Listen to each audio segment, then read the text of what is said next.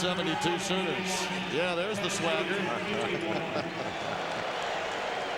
There's nothing like sensing the victory, knowing you've won, representing your university. Everybody's back in the dorm room cheering you on. Kelvin Sampson and his upstart underdog 13 seed is on its way to the round of 16.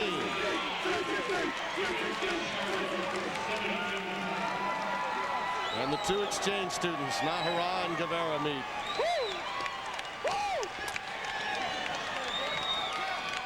Let's take a look at our Chevrolet most valuable players. Eric Martin, who staked his team to that large 20-point lead, hitting 6 3-point shots. Brent Gumbel and Clark Kellogg on the other side. For now, for Beth Mullins and James Worthy, Tim Brando, so long. All right, Tim, thanks very much. So outside of Duke, hey, if you're a higher seed, look out below. Let's send you to Fleet Center in Boston, Massachusetts. Second round action in the East, where the Temple Owls have a 58-49 lead on Cincinnati. 1:11 to play. Craig Bolerjack, Rolando Blackman. Temple leading Cincinnati 58-49. 1:11 to play here at the Fleet Center in Boston. The East region. Sanchez, who's lived at the free throw line, Rolando, in this second half. He's 8 for 8 on the day, and the left-hander will shoot. First miss. First miss because the pressure of the game is tightening up right now. But the important factor with this is that Cincinnati's going to have to make good. And against the Temple defense that's been so solid, full court and half court, Cincinnati's going to have to find a way to score and score multiple times before that 1:11 is up. Makes the second 14 for Pepe Sanchez as Michael forces up the tempo. Fletcher on the trailer, but he chooses Levitt. He fires up the three ball and hits. Melvin Levitt with 14. There we go. I think Kenyon Martin is doing a good job. Instead of putting the ball in Pepe Sanchez's hands, he's over there going up the court, fouling Lamont Barnes. But that was a good move right here as Levitt rises to the top and hits the three. Concentration is high right now because they know they're in dire straits and the game is on the line. So Levitt brings Cincinnati back to within 7. And Barnes will go to the free throw line for Temple. 62% free throw shooter. Makes the first. That was pressure. Yeah, you're just taking a chance right now, too, because they want to get the ball. They definitely want to get the ball out of Pepe Sanchez's hands and not Rasheed Brokenborough shooting free throws or Mark Karcher. Well, Temple can smell the Sweet 16. A 6th seed over a 3rd seed, Cincinnati. 9-point lead. They're going to have to put up threes off the mark. Martin with the follow. They've been able to and do. Cincinnati still breathing. Yeah, they've been able to do right now in the last 3 possessions what they've not been able to do the whole game. Whistle up court away from the ball between Lyde and Martin. There's Kenyon Martin right now just trying to get every other person except for the Temple guards on the free throw line. So the foul big Lyde right now, hoping he'd miss these free throws. Martin will have to take the bench with his 5th foul, but he performed for Huggins with 16. The Conference USA Defensive Player of the Year. 8 rebounds that go along with those 16 points. Cincinnati trying somehow to find a way to battle back. They've trailed throughout, down 11 at the half. The lead has been at 16 numerous times in this game. And now you have Lyde, who's only a 49% free throw shooter, and these are big. All these possessions are very big, and especially the way Cincinnati's been able to score the last 3 possessions. Lyde strong off the back. So Cincinnati still breathing. Still breathing and still have an opportunity. They've done a good job so far in the last minute, but the important factor right now is to get the ball off the board on this. Lyde comes through, makes the second, the freshman out of Washington, D.C. And so Lyde will go out, and they're going to come back with their shooter, Quincy Wadley, who's knocked down 4 threes for Temple. 47.5 seconds to play. 62-54 Temple. Nearly stolen by Wadley. It'll be Cincinnati basketball with 32 on the shot and 43 on the game clock. Exactly what happens with that Temple defense, though. They're still hammering away, still trying to take away those passing angles. And they've got a faster and a quicker team in there, and also good free throw shooters that Coach Chaney has put in. Coach Chaney, marvelous job coaching this afternoon. Great defensive effort. Logan from way out. Fletcher, the big fella, battles, kicks it back out for another three try, and it's stripped by Brokenborough. Too bad on that situation, too. Alvin Mitchell had a nice chance to get a jumper, and the ball just slipped right out of his hands. Therefore, he had to foul Brokenborough on the play. Watch as he slips right back out. Fletcher gets the ball. Still did a very good job, and the ball just slips right out of his hands. He has to foul Brokenborough right away. But too bad for Cincinnati. Mitchell with his first, and so now Brokenborough will toe the line with 32.9 seconds. He's played much of this second half with 4 fouls, and these foul shots, Rolando, would put a couple of nails in the coffin of Huggins. Well, they'll continue to do so. Got it.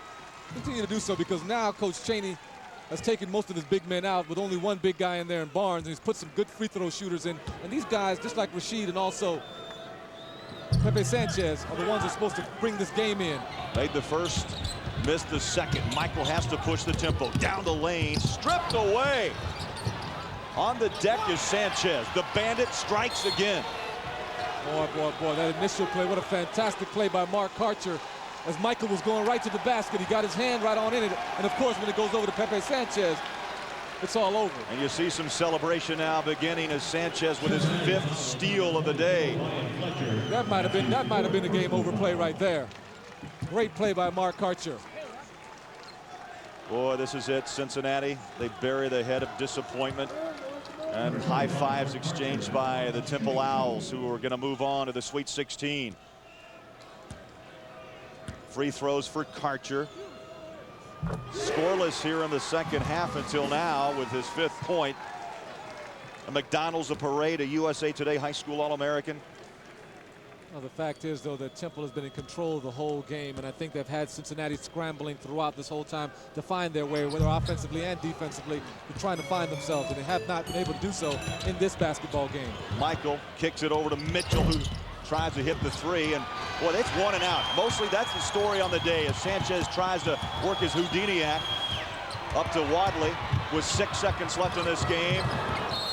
Throws it out of bounds. And Chaney still coaching, still coaching. Still in it, still in it, still in it. But he knows there's some seconds on that clock. He wants his guys to finish well.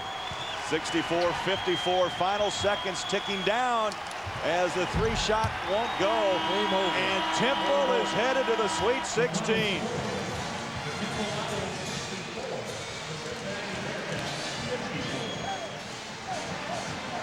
Pepe Sanchez with 14.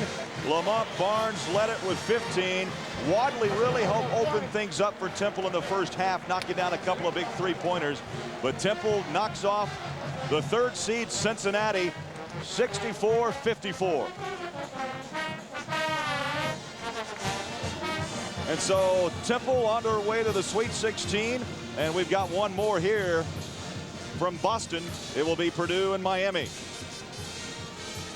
The Chevrolet Most Valuable Players of the game. Pepe Sanchez, 14.7 boards. Melvin Levitt with 14 points, 5 rebounds for Cincinnati. Disappointment for the Bearcats. Temple on their way. 23-10 on the season. Cincinnati will finish up 27-6. We'll take you back to our New York studios after this timeout with Greg Gumbel and Clark Kellogg.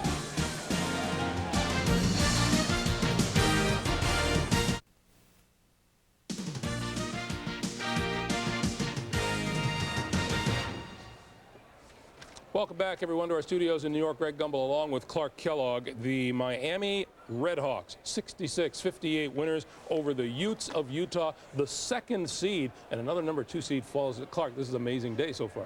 It's been an amazing tournament when you consider all the double-digit seeds that have advanced and surprised, but it points out the parity in college basketball. Miami did a tremendous job defensively and getting contributions from some role players today. Let's take a look at the highlights from some of this game, which sees Miami move on to St. Louis on Friday. Charlie Coles and Miami came in looking for their 2nd straight upset upset, and they got it. In the second half, Miami built their lead. John Estick, one of the role players, he had 18 today doing work inside. The Red Hawks up by 5. Now, Utah tightened it up a bit. Tony Harvey gets the steal. Andre Miller gets the finish.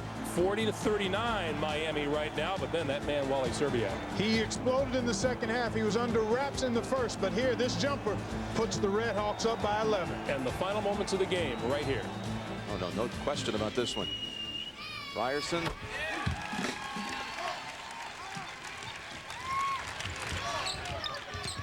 Well, the Utah Utes are not going back to the promised land this year. And Serbiak smacks it out of bounds. We're down to 3/10.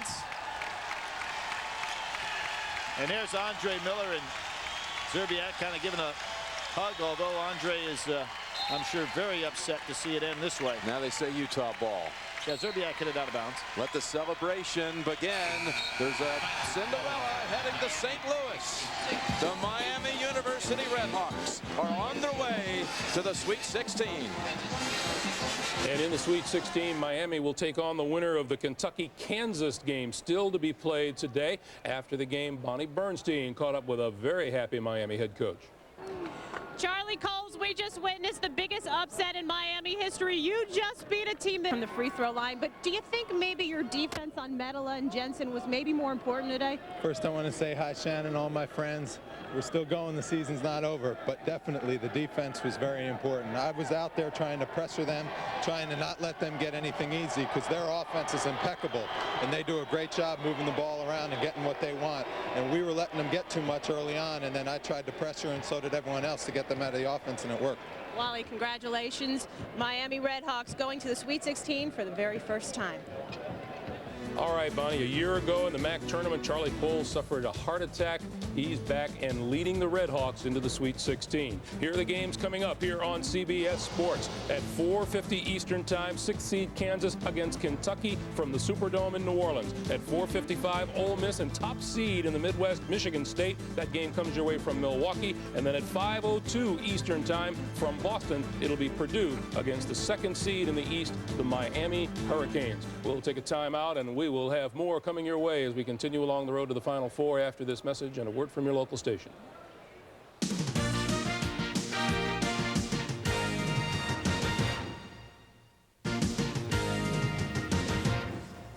Welcome back, everyone, as we continue this amazing day in the NCAA tournament. Let's continue on down the scoreboard. At the Charlotte Coliseum, the 12th seed Southwest Missouri State Bears over Tennessee 81-51.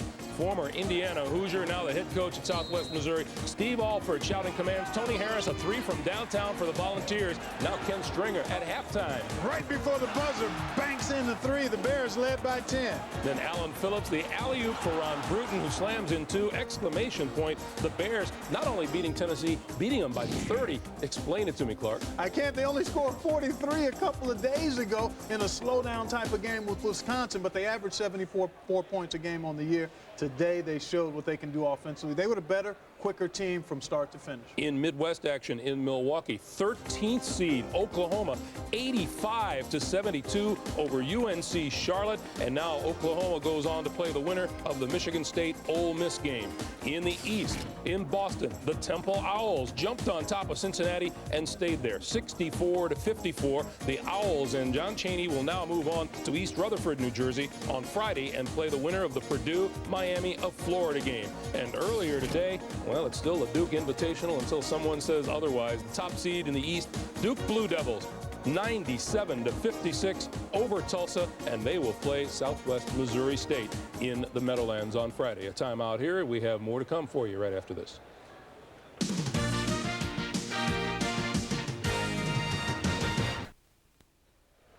Welcome back, everyone. Here are the games that are slated coming up here next on CBS. Take a look. Ole Miss against top seed Michigan State. There's a question about whether or not the Spartans' Charlie Bell will be available for today's action against the Rebels. Well, let's check in with Beth Mowens in Milwaukee and find out the status of Bell and his injured ankle. Beth. The story here in Milwaukee for Michigan State is the playing status of junior starting guard Charlie Bell. Bell hurt his ankle in the first-round win over Mount St. Mary's, and they are not sure of just how much playing time Bell will be able to have tonight. The big news initially will be that he will not be in the starting lineup. Morris Peterson will get the call. Now, Bell did not practice with the team yesterday. However, he was at their shoot-around this morning. He has an ankle brace on, and I talked to the coaching staff a moment ago. Their concerns are his lateral movement, which, of course, is a big part of his game, and they don't think he will be able to put in many minutes in a row. So we will probably see Bell being hustled in and out of the lineup. The good news is that they do expect Bell to get some time today, and they will find out just exactly how much they can utilize him the first time he comes out to play, which they hope will be early on in the game. Once again, Charlie Bell will not be in the starting lineup, but he should be available today for the Spartans in this matchup. All right, Beth, thank you. Here's what's coming up next here on CBS Now. Some of you will be headed to New Orleans for the Midwest action between Kansas and Kentucky. Others will be going to Milwaukee for the Midwest action between Ole Miss and Michigan State. And those of you ticketed for 10th seed Purdue against Miami of Florida in Boston, we will start you on the New Orleans game and then get you to your tip time, which is slated for 5:02. Enjoy the games, everyone. We continue along the road to the Final Four right now. CBS Sports exclusive coverage of the NCAA Basketball Championship is sponsored by Saturn, American General, Bud Light, and by AC Delco Automotive Parts.